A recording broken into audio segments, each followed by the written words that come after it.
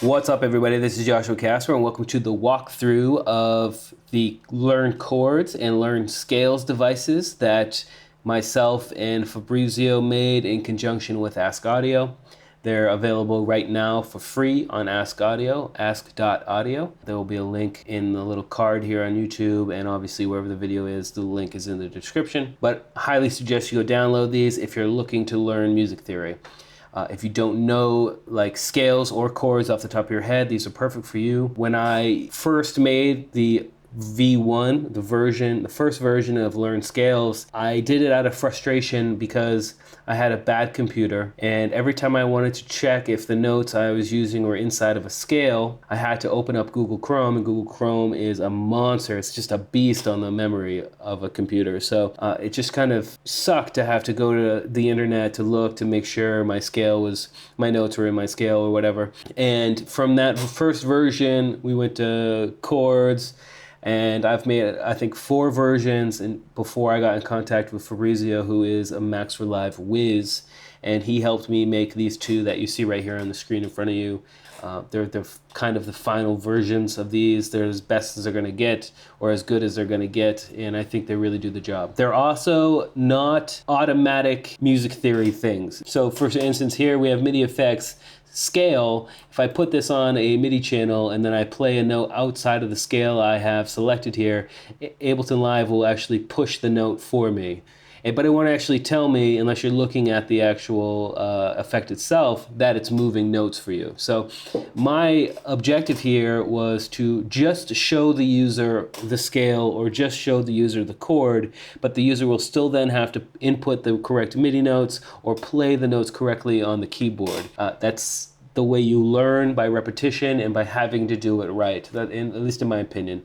And the earlier versions of these got downloaded about, 1,000 times in a couple days, so other people seem to enjoy the concept. So what I'm going to do right now is just walk you through some of the features of them, and that's really it. That's the point of this video, and I'm sorry I've been talking for so long, so let's go ahead and get started.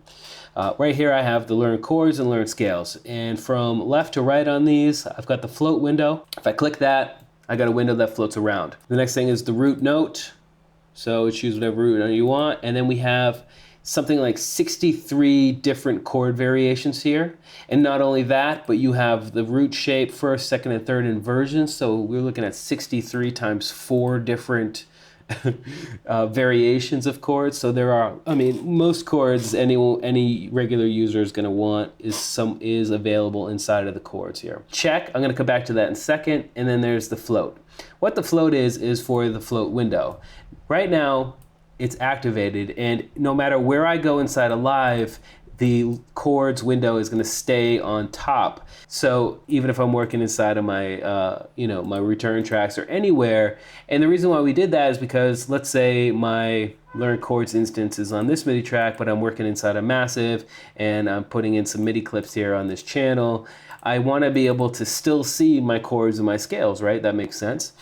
However, sometimes you don't want that feature and you want it to auto hide if you go away from the main channel. So what you do is just take float and turn it off, and now it's off. And if I go to the MIDI, the other MIDI channel here, it goes away, just like other VSTs do inside Ableton Live. The same thing goes for the Learn Scales. I've got the float window, I've got my root notes, and then I've got, I think, 40 something different scales. So again, plenty of scales to work with no matter what you're trying to do. And the float also has the top feature. Now, I said I was going to come back to the check feature, and what this does is if you have an instance of the chords and an instance of the scales together, you can hit check and it will check your chord based on the scale you have selected. So if I'm writing music in an augmented A scale and I want to use the G7 sustain 4, I hit the check and it's saying, no, you can't, because this note and this note is not part of the scale you have selected.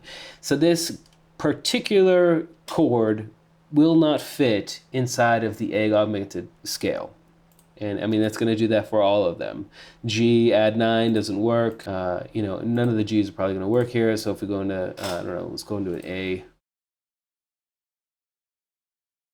major. And A major works inside of the augmented scale. So that's what the check scale feature is doing. It's super useful. Again, that's one of Fabrizio's features that he added on there. I'm going to leave a link to his website in the description of this video as well. I highly suggest you checking out his Max projects because they're all dope.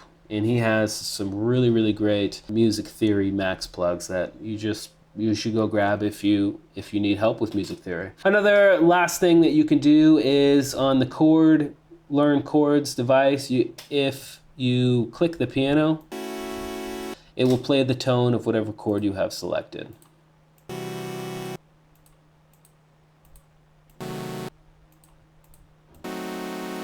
So that's really cool too. Again, Fabrizio, thanks Fabrizio for that. Anyway, that's a general walkthrough and a lot of rambling about the Learn Chords and Learn Scales devices. Go download them, they're free. If you need help with music theory, there's no reason not to. Anyway, we'll see you next time. Peace.